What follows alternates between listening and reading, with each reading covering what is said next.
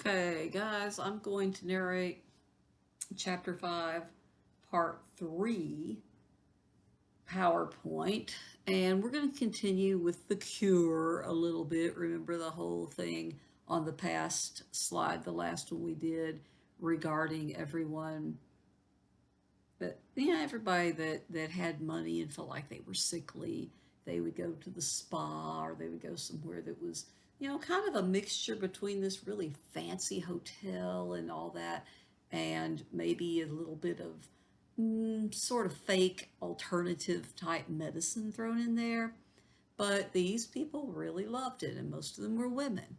And then we're going to talk also in this part of the chapter, the end part of the chapter, about radical reformers of sexuality and family, abolitionist women, and then the early organized suffrage movement.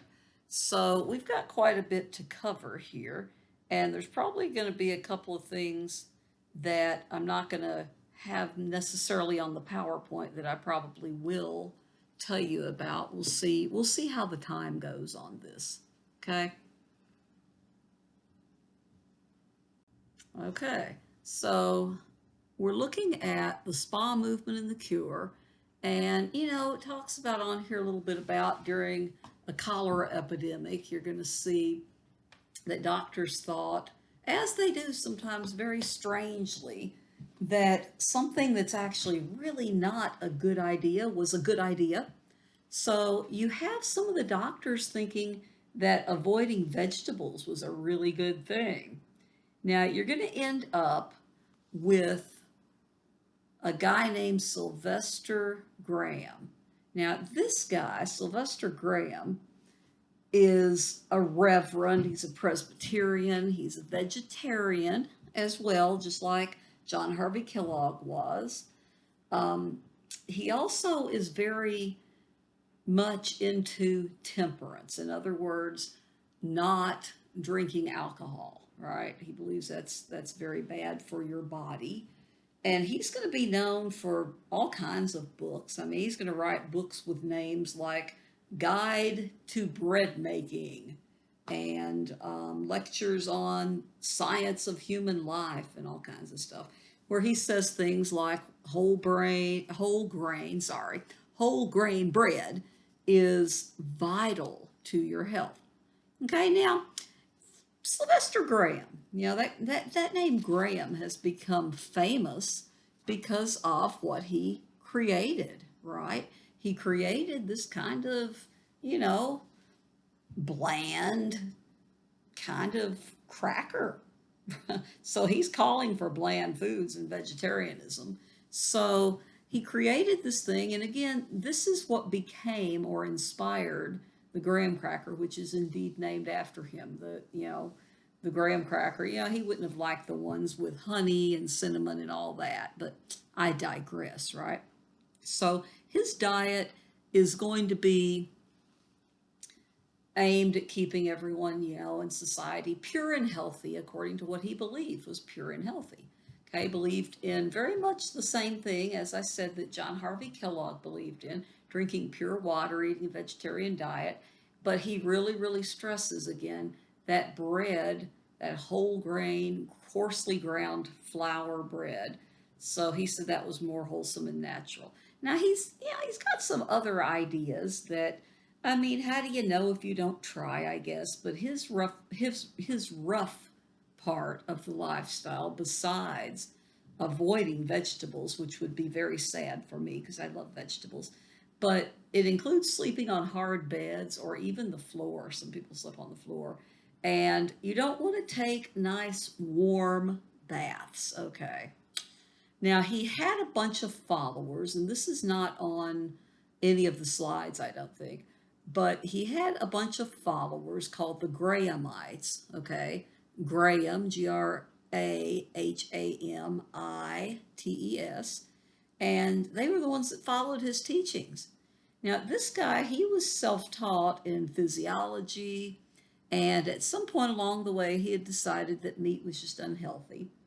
So he believed that you should have frequent baths. It's just that your bath should be cold. So again, he sounds, quite a bit like our old buddy there again, John Harvey Kellogg, believed in a very sparse lifestyle. Okay, you didn't have a lot of things just purely for pleasure, right, in his world. He also believed in sexual abstinence. Now, he goes out on a limb here, and Sylvester Graham says that if you abstain from all sexual activity, that it will prevent insanity. Okay, that's cool. That's interesting. Now, another part of this, though, if you think about it, it is again back to Dr. Kellogg's ideas. He is going to believe Graham, and for that matter, Kellogg too to some degree, but Graham is going to believe that any kind of excitement is unhealthy. Okay, because remember why John Harvey Kellogg, the whole cornflakes, bland to keep children from masturbating and having sexual thoughts. Sylvester Graham's got the same idea. Okay, all excitement is unhealthy, so he doesn't believe you should have any spices in your food. Very, very, very bland. Okay, now he believed that meat and milk are going to cause sexual urges. I mean, I don't know. These men, I think maybe they're just thinking way too much about sexual urges and ways to prevent them for whatever happened to them in their lives. I have no idea really. But it's very interesting. It's very, very different. So, um, the best of my understanding, Graham actually was the one who came up with a lot of these ideas before Kellogg, of course, because if you look at, you look at the time and so on. But Kellogg's going to take a lot of those ideas and make them his own later. So anyway, that's yeah, that's the end of the spa movement. We're going to go on to some women who are important, who are going to play an important role.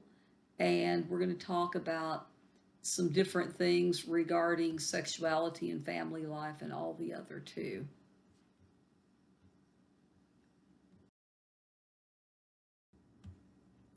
Okay, so Mary Gove Nichols.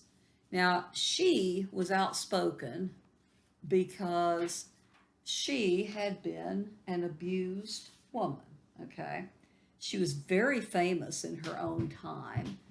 And there's a book about her that was published in the early 2000s called Shameless, the visionary life of Mary Gove Nichols. Okay. So Shameless, the visionary life of Mary Gove Nichols. It's a pretty interesting book, I'm sure. I haven't read that book, but she's an interesting person, so I would say it would be quite the read. I plan to read it someday. So again, she's pretty famous in her own time. People knew her name. She was out in the public eye in ways that, remember, by the time we get to the later 1800s, women are because of the Enlightenment in the 1700s, they're getting a little bit more vocal, right? So she lived from 1810 to 1884, and she is a what they called a radical social reformer and a feminist, which again really bothered a lot of the men. She preached equality in marriage, but she also preached free love. Now, that was a term that came about really in wide usage in the 1960s. And, basically just, what it sounds like, free love. You're going to have sex outside of marriage, or you're going to, basically not be held to the traditional social moral or mores rather and morals of sexuality. Now, she had bad health. She had 4 miscarriages. Her first husband had sexually and emotionally abused her, and she finally left him at some point. That was really brave of her at that time because that would have been in the 1840s, 1850s time period at some point.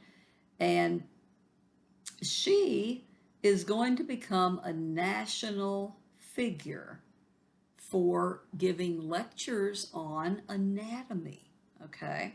she's going to focus on the female body because most of the things that they were studying, and that's still true up into modern times for some things, but most of the things they were studying as far as anatomy, they were studying the male anatomy and then just sort of extrapolating things over to women. Well, clearly there's big differences in there. So she focused on what female bodies need, okay, the female health. Now, she was again really, really famous. And her lectures, you would have as many as, 2,000 and more men and women both coming to attend her lectures. She also, again, um, if you look at the slide, she was also a follower of Graham, but also hydropathy, so the water cure and all the bland diets and all of this kind of stuff. And then again, notice that the man she left along, about, in her, in her 30s, I think it was. But when she left this guy, she had been a woman who obeyed him without question, and she was able to support herself for a while by selling needlework. It makes me think of Sarah Josepha Hale, who actually supported herself by selling poems and, writing and stuff. So a lot of times, the women are going to make it if they have to and they need to. Okay, so continuing on with Mary Gove Nichols. Her family moved to Lynn, Massachusetts, and this is the story of how she specifically ended up leaving the abusive husband. But she's going to run a girls' school, and she's smart. She's studying medical textile on her own. And this was where, as I said, she started to give these lectures to all female audiences. And then men started coming. Now, we remember how that worked with Anne Hutchinson, if you do remember that, when the men started coming to her lectures. That was different. That was about religion, and, she ended up getting thrown out of the church and, exiled and all sorts of stuff. But with Mary Gove Nichols, I mean, she's going to have a lot of men who are coming, and some of them are praising her, praising her for her ideas and for her knowledge. So anyway, she has some very, actually, really some great recommendations here. I mean, she has some very solid ones. For example, exercise daily. We know that. Fresh air, absolutely. Cold showers, well, that's going back into the Grahamites and all of that. I'm not too sure about the cold showers, but I do read about a lot of people who swear by cold showers, for circulation and stuff. Today, I think I'll avoid that myself. Just like avoiding tight corsets. Ooh, those things, if you look at them, you would take the women down with their waist size and some of those corsets down to like a 14-inch waist. I've read about some of those, and how can you breathe in those? It just sounds impossible. So, anyway, that's some good advice as far as I can tell. And then abstain from coffee. Well, I drink about a cup of coffee a day, but it's decaf. And then all meat. So she's again with the vegetarian diet. So when she left her husband, like I said, I mean, she's going to end up doing some things, and she's going to end up eventually being the founder of a hydropathy clinic. Okay.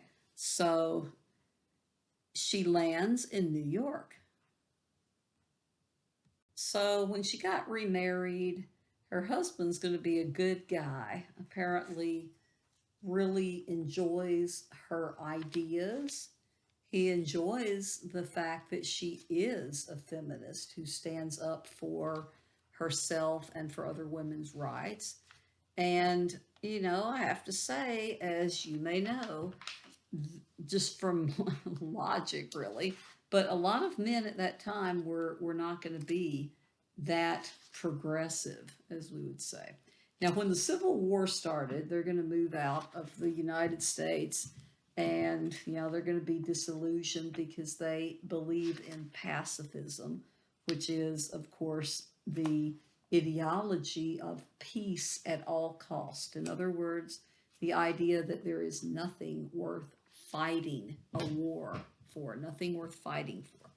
Now, it turns out that Mary Gove Nichols had made a real impression on a lot of doctors in the United States, and she left definite mark on particularly preventive medicine or preventative medicine. Both ways are correct to pronounce that one. But today we still struggle in the United States. We still struggle with medical care generally being reserved for people who are sick, as opposed to working really hard on preventive medicine. But she was a standout and well ahead of her time, too, in many ways. Oh, this next group, these, what shall I call them? Well, they're called the Shakers, but they are actually a religion. Okay, they're also a lot more than just a religious founding um, group. They're going to have a lot of influence on certain people in the 1700s up through parts of the 1800s. Now, the thing is, if you live in Kentucky, and if you haven't lived here all your life, like I have not lived here all my life, then you'll find, maybe interestingly, that there's a place up close to Danville, Kentucky, on the way to Lexington, called Shaker Village, and that's a testament to the lifestyle of the Shakers. The Shakers, though, as you're going to see, have some beliefs that are going to be pretty unsustainable. Okay, it's not going to be possible for them to actually sustain themselves as a religion or as any sort of reform movement, because some of their beliefs are going to guarantee that they cannot last forever. Okay, so they're called the Shakers, but that came from this amalgamation of the Quakers, and then the fact that when they were worshiping, these particular people would sort of appear to shake with the Spirit. Okay, so they were called the Shaking Quakers. And then you see how that kind of became shortened to Shakers. Now, the actual name of this religious group is the United Society of Believers in Christ's Second Appearing. It's a long one, okay? But again, they became known as, and are well known today still as, the Shakers. Now, here's the part where they pretty much guarantee that they're not going to last and be influential in the long run. Okay, they preach complete celibacy. Okay, even in marriage, you do not have sex. They don't believe in having children. It's really interesting, really interesting. So, how do they get more people into their group? Well, the only way to do that is to get converts or to adopt children. Okay, kids, bring them into the church. But no, getting pregnant and having sex, this was all very, very wrong in their eyes. So where do we get this religion? Well, we have a lot of religions, quite a few religions that were created in the United States. Okay, and this is one of them. There's one of quite a few of them, again, as I said. This is just one of them. And this one was created really by a woman who ends up in the United States, but she was from England, okay? Mother Ann Lee is what she's called. So she was an early member and she became the actual one who kind of solidified their beliefs, okay? She had a really rough life. I mean, she had been a factory worker over in England and she had been abused, and she believed that she had divine visions and signs from God. Okay. So she joined this group that was very small when she was, let's see, about 22 years old. Okay. And she ended up becoming the big influencer. So turns out that when she got those divine visions and signs that she told people about, she and 8 or 9 of her followers came over to the United States. Okay, ended up in New York. Now, part of why she left was because she had been abused and she had been raped by her husband, and she wanted to go away. And you look at some of the ideologies of the Shakers, things like no sexual activity and stuff. I mean, you can see where maybe a woman who had been controlled and abused by her husband would make that some of the cornerstone maybe of this religion that she's leading. But also you have to understand that her church, the church that she's building, gave women prominent positions, right? So a lot of the churches were still, and some still do today, forbid women from having leadership roles. Now, when they came over to America in 1774, her and her small group, they came over to spread her visions, right? Her version of the gospel. So this would not be a Christian denomination either. I'm sure that Protestants would not consider the Shakers to be a part of traditional Christianity. And you'll see a couple more things I'm going to tell you that'll make that even more clear. Now, she's going to believe in confession of sins. Okay, she's going to believe in confession of sin. She's going to believe that you should give up all your possessions and everything should be communal. Okay, everyone's going to share everything. So she's got some pretty radical ideas. Now, let me tell you first, before we move on, something that's not on the PowerPoint here is about her husband. Now, her husband, his name was Abraham, and her father had forced her to marry this guy. And then, she had had a bunch of miscarriages. And, same thing happens to a lot of these women back in those days, especially. And so, anyway, her father had forced her to marry this guy, so she didn't have any choice. And that was part of what led her to leave as well, and to just completely, in many ways, she just wanted out of not only the marriage but out of his I guess parameters that he could even get at her at any point in time. So she was a wounded woman who was looking for something supernatural, basically.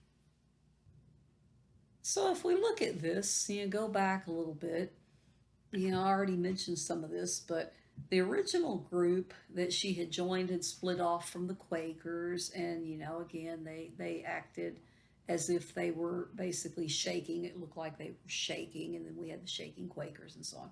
Now, this is what's really interesting, and this is why I'm going to just go out on a limb, which is not much of a limb, and say that Protestant Christians and all Christians, Catholics, will not and would not consider the Shakers to be Christian in the traditional sense, right? Because they call her Mother Ann, and she believes, well, that she actually is perfect in female form. She is the counterpoint to Jesus Christ in female form. Okay, that's quite the, that's quite the claim. Okay, not sure exactly what to do with that, but she got some followers. Now, she was known as Mother Ann because she was said to be their mother in spirituality. They also called her Mother Ann, the Word. Okay, she called herself Ann, the Word. Okay, now again, that's really getting into the Bible, into biblical meanings of things. And when you talk about the Bible and you go back to scriptures, and you hear in the beginning was the Word, and the Word was God, and the Word was with God, and she's referring back to that, and she's basically making herself to be the equal of Jesus Christ. So Ann the Word, or Mother Ann the Word. Now, they said that she had performed miracles such as healing the sick. Okay, I don't know of any evidence that actually says that happened. Her followers just believed in her perfection. Her followers believed that celibacy and confession, because she said so, were essential to salvation. Now, the thing is, and also the communal possessions and so on. The thing is, she said she had visions from God. Now, the maximum size of the Shakers, if I'm not mistaken, was in the 1840s, okay, around maybe 5,000 to 6,000 members. Okay, that was at their height, their maximum.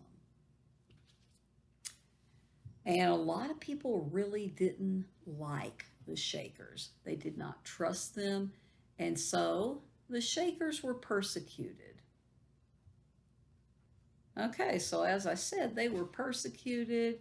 She was injured. They called her beliefs and their beliefs blasphemy and all these other things. And as I said, they're not agreeing with traditional mainstream Christianity. They're putting her on the same level as Jesus, right? So you're going to have her presenting this idea of dualism, okay, the philosophy of dualism. Now think about this, okay? I don't have a board to write on, but try to take notes on this. But the idea of dualism was, for her, God is male and female. Adam, his sin was sex, an act of impurity. That was why she said there should be celibacy, okay? No marriage. Now, again, I personally think it had to do with her, her own forced marriage and rape and all of that. But, she had her own ideas that she taught to her followers. Now, the four highest virtues that Mother Ann Lee taught to the Shakers were purity, communalism, okay, living together, sharing all your resources, confession of sin, and then again, separation from the world, right? So purity, communalism, confession of sin, and separation from the world. Those are very important, the highest of the Shaker virtues. So as I said before, how do they get people to be Shakers? Well, they adopt, as I said, or they would take in orphans, homeless people. They would even take in indentured servants and convert them. So when they reached the age of 21, they would give these, whoever they had brought in under those circumstances, they would give them the choice of whether they wanted to stay and actually become full members of this particular church, or if they didn't. Now, the truth is, most of them left, and I think a lot of it had to do with not only the wild beliefs of being equal to Jesus and so on, but also, there's a lot of persecution, and then glaring above everything else is celibacy for life. Okay? So, what we see here is that she taught that women were equal in the church. She taught that women should be equal, and she also taught that the end times were near. Now, again, you have a lot of religious cults, religious groups, and so on that will preach that the end times are near, or the end of time is coming soon. That's not unusual, but this was a thing that happened actually quite a bit back there in the 1800s. You saw a lot of revivalism, as we've talked about, and a lot of times that would lead to more and more end times prophecies and so on. And that's where you end up with in the 1800s, some of the interpretations of the Bible, where you come up with the idea of the rapture. That actually was a new thing that came about in the 1800s. That had never been taught by the early church up until, right around this time that we're talking about. So, there's a lot of things that you can dig deeply into. But when we talk, go back to poor old Ann Lee. She had a very rough life, and she died young at age 48. And there were a lot of times, again, there was violence against the Shakers. She had been hurt many times for her beliefs. But I have a picture up there of her tombstone, and that's sad. I mean, that's an example to me of a very sad life. Now we have another strange group, okay? We have another group that comes up here in the early 19th century, and this is the Oneida community. Now, the Oneida community, oh my goodness, these people are really out there.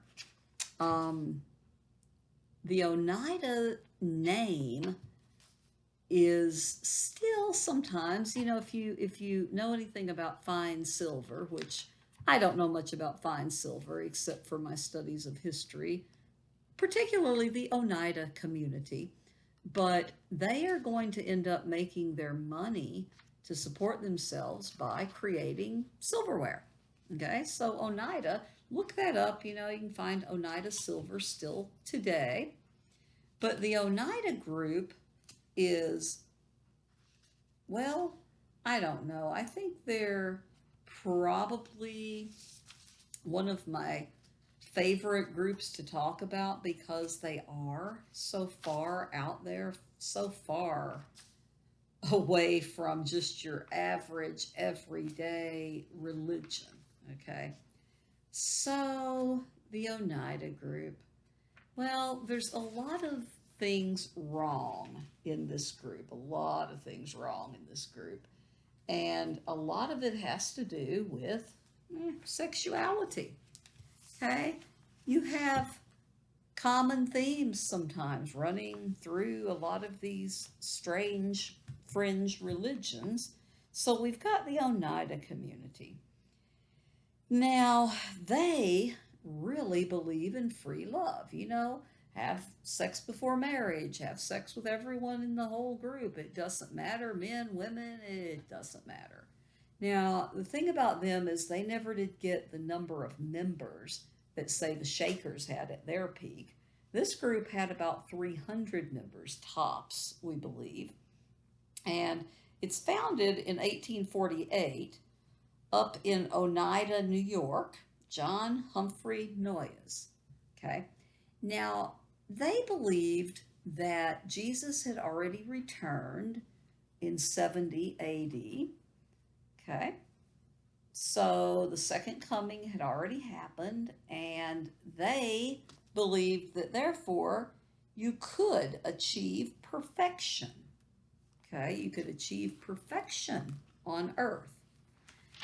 Well, that's fine. I mean, you can read other groups that had similar beliefs regarding the second coming of Jesus, regarding the 70 AD destruction of the temple in Jerusalem, and so on. But these people take it a completely different direction here. Okay? Now, the Oneida community is again preaching all the, the open sexuality and stuff, but they live in a commune or a communal society. Again, that's not unusual either. We see the Shakers were doing the same thing. We see many others. You had everyone working. Again, that's not unusual. You had their children, though, all being raised by everyone. You had a children's wing. You didn't have a mom, a dad, and kids, as in a nuclear family. You had the children being raised, over there in another place. And they had, some women who were actually over there raising the children for everybody. Everybody sort of got their own job, working together on some things at different times, and all that. So, what we see here is that once you go past menopause, if you're a woman, then you have this very special job. And this is very odd. We see stuff like this to a different degree with the Greeks when we talk about things like, for example, the Spartans. The Spartans believed that a man should have a younger boy as his lover, because if they were lovers, when they went out to battle, they would be more inclined to protect each other than if they were just friends, or if they were just, serving together in the phalanx or in the battle. So you saw the Greeks doing that with older men and younger boys. Well, this one is where you have women who have gone past menopause, and they're going to take teenage boys as lovers. Okay, now that's partially because if you've gone through menopause, you can't get pregnant. Also, because the women are older, they're supposed to be teaching the boys how to be religious, okay, in the sense that they believe they could attain perfection on earth. So the Oneida community is going to be considered extraordinarily radical, and they somehow justify everything they did as biblical. Okay. So, good old John Humphrey Noyes himself was the one who came up with the term free love. And we learned a lot from someone who was actually in this community. Okay. Now, the thing about the Oneidan community is they all decided that they were not going to be monogamous to human partners, because they said that they were afraid of attaching to a human, afraid that that would somehow interrupt or disturb their love of God, their exclusive love of God.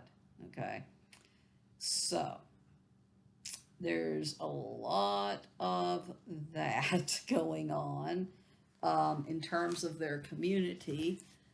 And we hear about all of these very strange things through the niece of John Noyes, Tirzah Miller.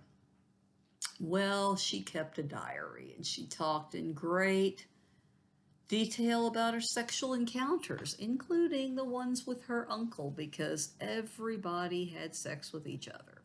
Now, go down to the bottom bullet. Man, you can't refuse sex with another member, okay, or women particularly. We're told that they did not, quote, love perfectly.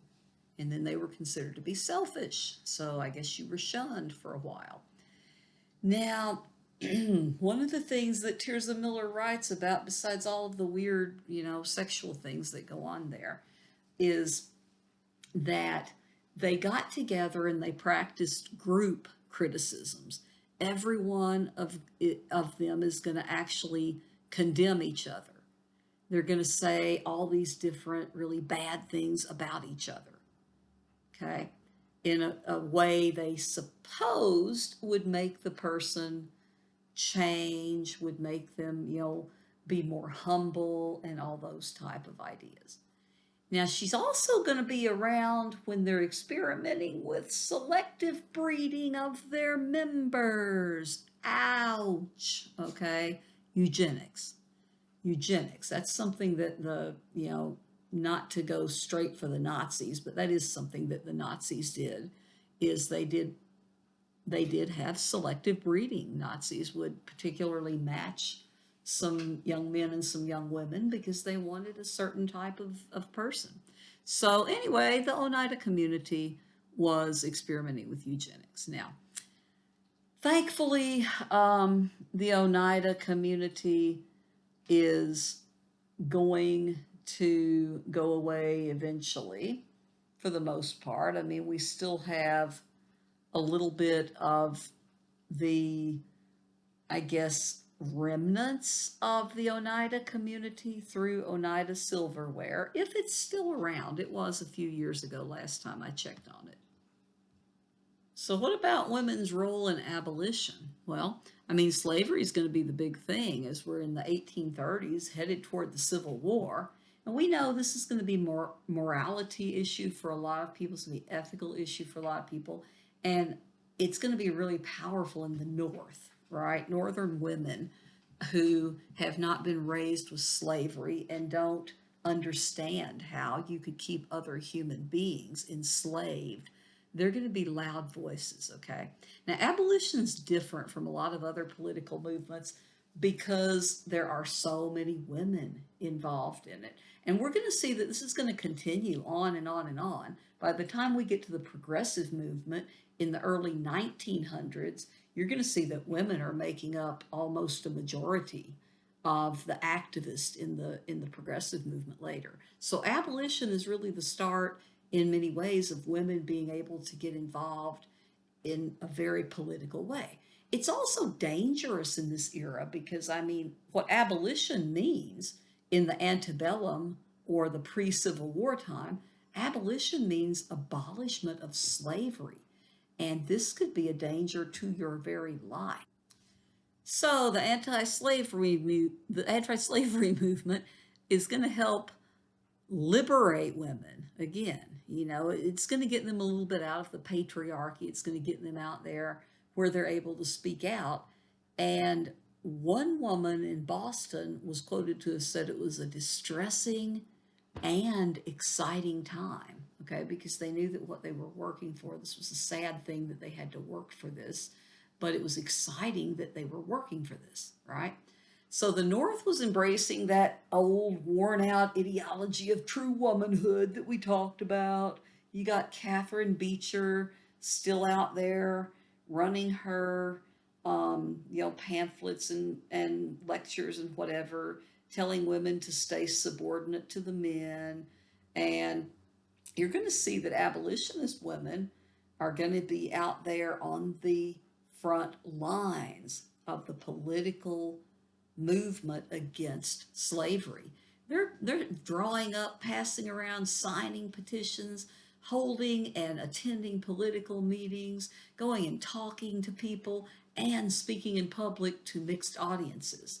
Okay, that's going to cause some problems. We're going to see later on, we're going to see where that causes a real problem for a few people. Okay, so Maria Stuart.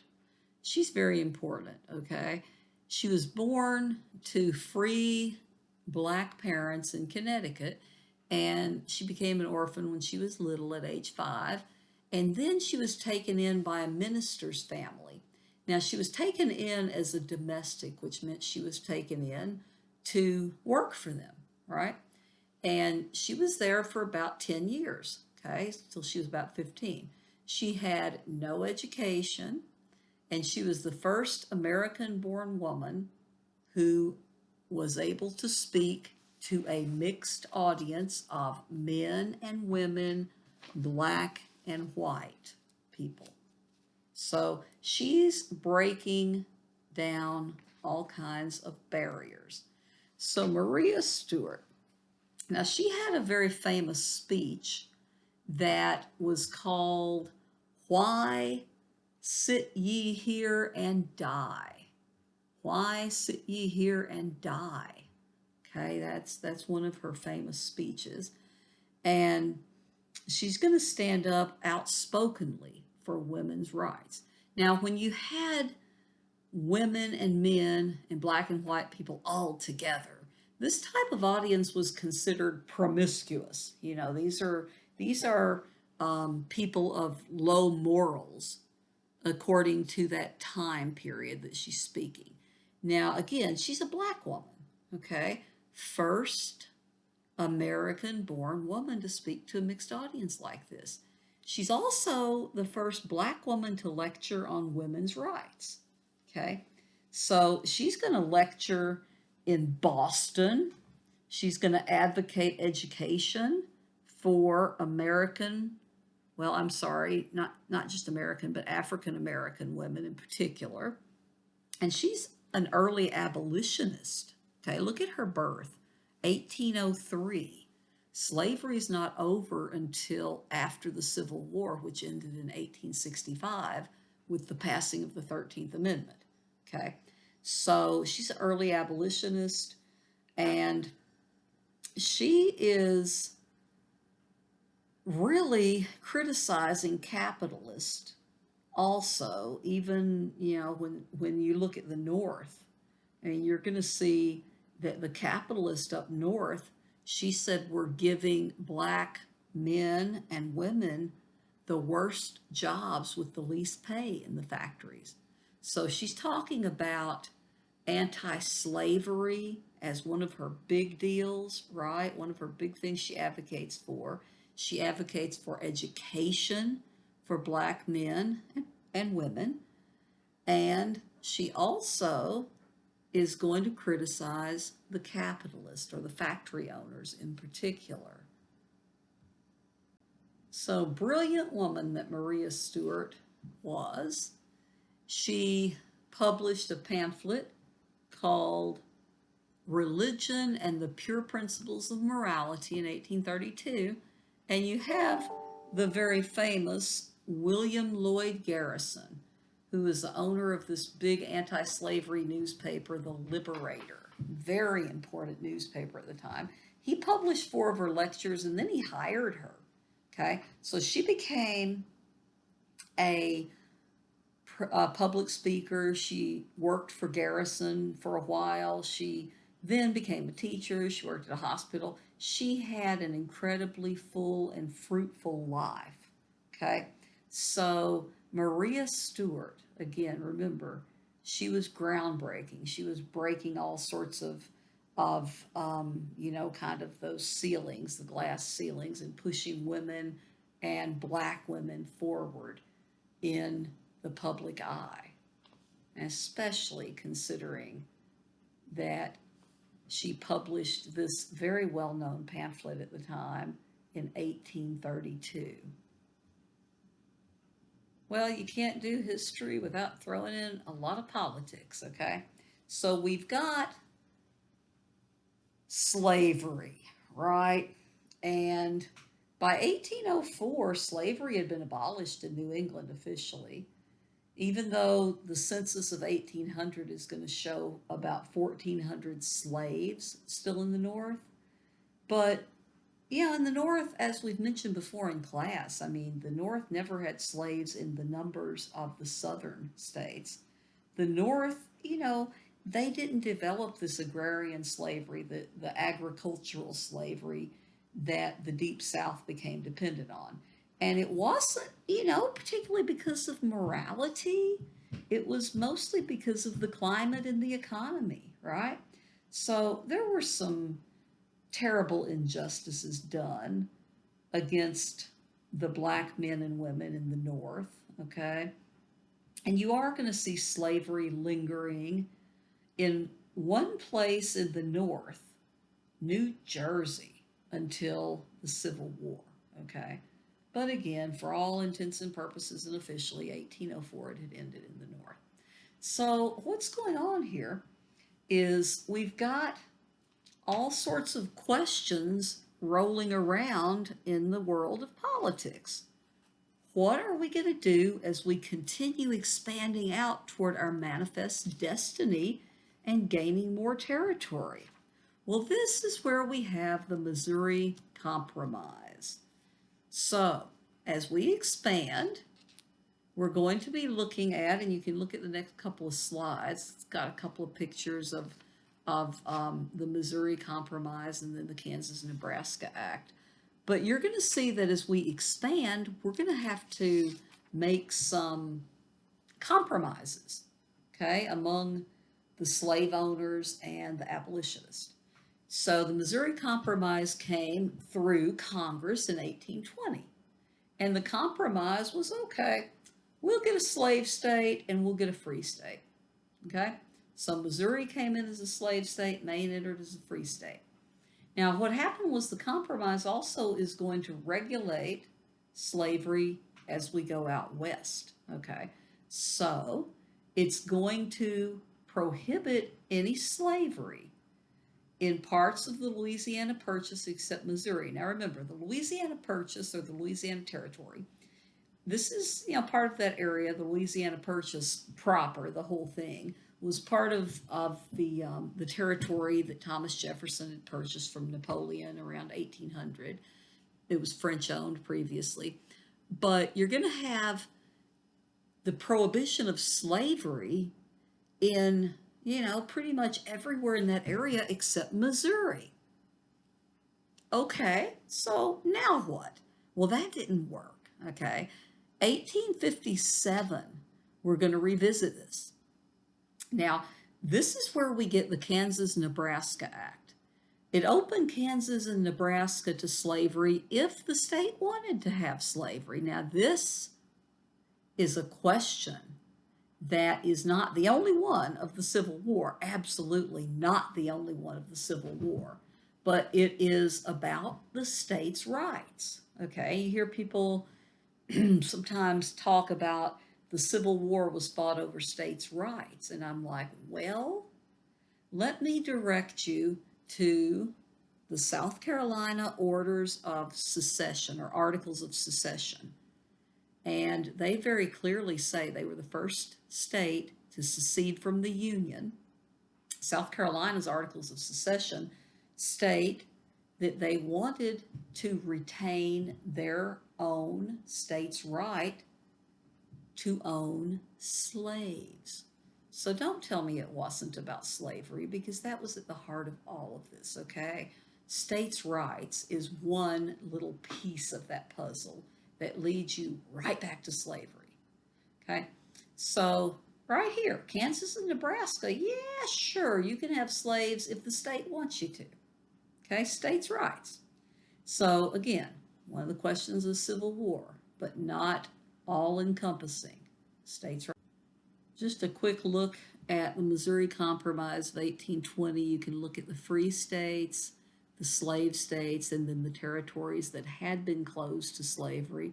And again, notice there the parts where you have Missouri being added as a slave state, but all the rest of that up at the top that was originally part of the Louisiana Purchase is going to be, you know, territories that were closed to slavery. Then looking at the Kansas-Nebraska Act of 1854, you can see the same type of things. Here you have the free states, you have the slave states, and then you have those areas where slavery is determined by popular sovereignty. Okay, do we want it? You know, hey, here we are. We're a state, you know, or we're a territory, you know, Kansas territory, New Mexico territory, whatever. Do we want to have slaves? Sure. Do we not want to? No, we won't. Okay. So again, you can look up more about that, but that's the basics of what you need to know about those, what we talked about. That's the political things going on. Now we're going to talk about the Grimke sisters. Okay, there's a quote up there. I know nothing of man's rights or woman's rights. Human rights are all that I recognize. Okay, Grimke sisters are pretty amazing, and you're going to see a lot, you know, what I'm going to tell you about them and what's on the PowerPoint and so on. I think you'll agree with me that they're pretty amazing. Okay, so we believe that these were probably the first female anti-slavery lecturers, probably, okay, likely. Their family in South Carolina owned slaves. They were part of what they called, or we call, the slaveholding elite. Now, Sarah's the older sister, and we don't know if this story is entirely true or not, but we know that she always said that when she was 4 years old, she saw a slave being beaten, and that she ran away to the waterfront and asked to be taken away from that terrible place. We don't know, again, if that happened. That was a story, though, that came down to us. Now, Sarah wanted to be a lawyer, but her father would not allow her to study. Now check this out, though. Her father said if she had not been a woman, she would have been the greatest jurist in the land. Why? Why was that an issue? Well, I mean, it's the time period they're living in, and the women don't really have the freedoms that they do today, obviously, right? Now, after her father died, though, she has freedom, okay? She is going to travel alone. She's going to move to Philadelphia and live alone, and she's going to be absolutely the opposite of the Southern lady that her father would have wanted her to be. So Angelina, the other sister, is going to publish a work called The Appeal to the Christian Women of the Southern States. Okay. Now, in this, they're going to be promoting anti-slavery, you know, abolition. So here's another thing about them, a little piece of knowledge about them. They are Quakers. Now remember, Quakers are going to be abolitionists as a whole, okay? In other words, the Quakers don't like slavery. They're you know, whether they're peacefully sitting it out and just not going against it, they generally don't believe in it. But remember, the Quakers, you know, they're not going to be completely united.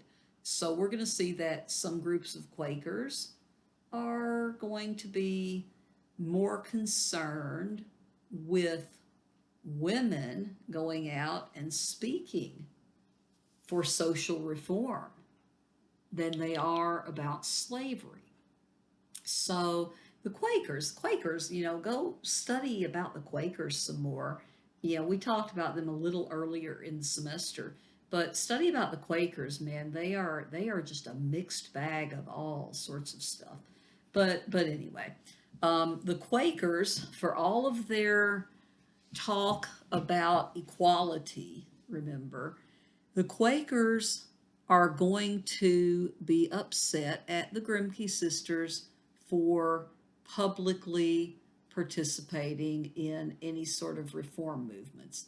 Now, not only abolition, but they also join in the up and coming thing at the time also is the women's rights movement. Okay, so they're going to be part of that as well. I can imagine what Sarah's father and Sarah and Angelica, I'm imagining what their father would have said if he had lived to see that. Well, what's going to happen that really makes the Grimke sisters important is they're going to be partially responsible for a split in the abolitionist movement. Now, it's going to happen this way, okay? You've got a question about, how loud should the women be in the abolitionist movement?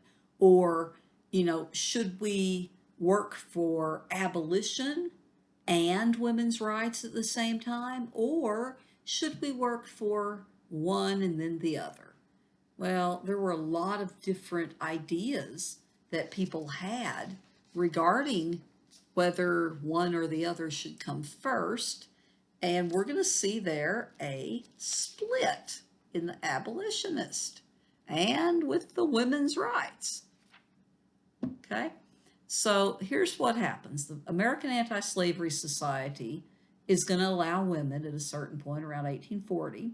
Now, Frederick Douglass, he wants women's rights to be separated from the anti-slavery cause because Frederick Douglass is like, look, if the politicians are forced to not only free the slaves, but to allow women to have some equal rights, like, maybe the right to vote, they're not going to do that, right? So Frederick Douglass is like, no, we have to do one thing at a time. And the first thing needs to be slavery, okay? Or abolition of slavery. Now, women at the time, again, they can't participate in the political system, they can't vote, they can't hold public office or anything like that. But remember, just like they had been for a while in the North especially, they had been held, again, the ideology of true womanhood still stands. They had been held to a higher moral standard, so getting out there and protesting and marching was considered to be unladylike and undignified. So we start to see the sisters find their own voices. 1837, Angelina writes a letter to William Lloyd Garrison's Liberator, and she's going to talk about how the anti-slavery movement helped her realize how women too were oppressed. Okay, that was a turning point. That was an article that woke up a lot of people. Okay, and then in 1838, we're going to see the sisters together were the first women to address the Massachusetts state legislature speaking about ending slavery for good. Okay, now you're going to see that ministers, Christian ministers of different, denominations and others, the ones that were a little out on the fringes, like the Quakers and so on, they're going to criticize them because they say, well, you've stepped outside the woman's sphere. Remember, we talked about the separate spheres. The woman's place is in the house, the man's place is out in the business world, and all of that goes with the ideology of true womanhood and all that stuff, right? So Sarah, okay, she's writing too. These two are absolutely just brilliant. I've got a book. I don't have it with me right at the moment, but I've got a book called The Grimke Sisters of South Carolina. It's actually really, pretty interesting read. And from what I've read of it, I haven't read that particular book all the way through either, but I have gone in and found things that were really interesting about them. And sometimes looking at the primary sources is even more helpful. Like you can find Sarah's letters on the equality of the sexes and the condition of women. You can find that online. That's not that hard to find online if you wanted to read, say, that for a primary source. But, again, meanwhile, these two are actually, stepping outside the women's role. And wow, okay. So Catherine Beecher jumps in with her big mouth. I'm sorry, that's I'm kind of talking like you guys are here, like I'm looking at you saying these things. But Catherine Beecher pops in here and she says women should not be giving public speeches. Now remember, Catherine Beecher, you have been giving public speeches yourself, honey. as did Sarah Josepha Hale, as did several others that believe that women should not be doing anything that would put them anywhere near equality with men. Now, while both sisters were great writers, it turns out that Angelina had more of a gift for speaking, public speaking. So they would travel all the time speaking and speaking. And if you look at this slide, she's the gifted speaker, but as they go from place to place, man, I mean, they are absolutely dedicated to their causes. So they're going to be traveling to 5 or 6 meetings a week in different towns. Now, it's not like they can hop in a car, drive over to Litchfield, hop in a car, drive over to, I don't know, Munfordville, hop in a car, drive up to Louisville. They're traveling by stagecoach, horseback, wagon. This is the 1800s. And you couldn't go stop at McDonald's. You couldn't go stop at, Arby's or Hardee's or, even say a steakhouse. You didn't get to eat a lot of times. You're actually trying to just get to where you're going. So at Worcester, Massachusetts, they're going to lecture to a crowd of over 1,000 people. And you're going to have so many people there to see them that hundreds are stuck outside. Okay, it's pretty crazy, but no one's going to leave.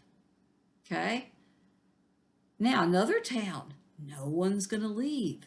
It's really dangerous. In this particular case, it was so crowded that the beams of the gallery began to crack and nobody leaves. So they actually had to end the meeting early because that could have really hurt and possibly even killed people if the beams had collapsed. Now, Angelina got typhoid fever on the tour, and while she was recovering, she met Theodore Weld. Theodore Weld and Angelina Grimke were a perfect match, right? He was an anti-slavery lecturer, so was she, plus, women's rights. He had also taken a vow not to marry until slavery had ended. Well, Theodore Weld and Angelina did marry in 1838, quite a few years before slavery was ended. Kind of reminds me of, even though they are divorced now, so this reference is getting old, but I remember Brad Pitt and Angelina Jolie, even with all the children that they had to start with and so on. I believe they had, or at least I think maybe together they had, or maybe Brad had made a vow that he wouldn't marry until, it was legal to have same-sex marriage in the United States. But they went ahead and got married before that actually passed. So same sort of idea here, I guess. But Theodore Weld and Angelina married 1838. Now, here's what's interesting about this. This is really cool. In the wedding, no one's going to promise to obey. See, sometimes even today, if you go to a wedding, sometimes you'll hear love, honor, and obey your husband. I mean, I remember hearing that when I was a little kid at weddings. You don't quite hear it maybe as much today, but back then that was the typical vows that you would take. So in their wedding, nobody's promising to obey. And Theodore, at the wedding, he denounces the laws that gave husbands control over the wife's property. Okay, he's a very forward-thinking man. Now, Angelina and Theodore invited Sarah to live with them, and so all of them settled in together. All of them settled in together, and they had a pretty good life, I'm assuming, because they all stuck to the Graham diet. No meat, no dairy, hot food only once a week, and lots of cold, pure water. Now, I remember someone asking one time if this healthy diet was good for them. They asked that right about here. And I said, hang on just a second. We'll see that in just one moment. So notice, okay? the Graham diet was very good for these people. Okay, I don't remember how old Theodore Weld ended up being, but I do remember that the women, were absolutely in great health, well up into their 70s. Okay, very good health. So right here, the sisters and Theodore started progressive boarding school, and at age 79, Sarah was marching up and down the countryside selling women's rights books. March of 1870, we had the suffrage supporters decided that some women were going to go try to vote. Now, you're going to have thousands of these demonstrations. We're going to talk later, in a chapter or two later, we're going to talk about a woman named Victoria Woodhull, uh, Victoria Clayton Woodhull, and she's going to lead a group of women, and they're going to decide to do a similar thing. Well, she goes and she tries to vote, and yeah, this is something that they're going to do. And Victoria Woodhull's going to have a pretty good, she thought, argument constitutionally for the right to vote for women, but that's not going to happen yet. So anyway, we're going to see that they went to vote. Now, it's a terrible snowstorm, and 42 women were getting mocked, and even had some things maybe thrown at them, and it was really rude. And these two older ladies, Sarah and Angelina, led the group up there. And sadly, of course, they are not going to live to see women get the right to vote.